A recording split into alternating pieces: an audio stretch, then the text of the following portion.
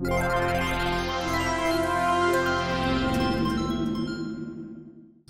next item we're going to be smashing is this vintage Wadsworth electrical switch panel, and as a bonus, this random circuit breaker I found that my dad gave me to scrap, but I'm just going to smash it because why not?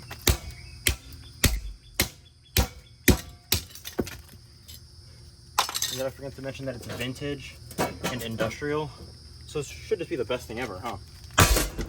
It's actually built pretty well. Won't be able to hit it much, but... Ow!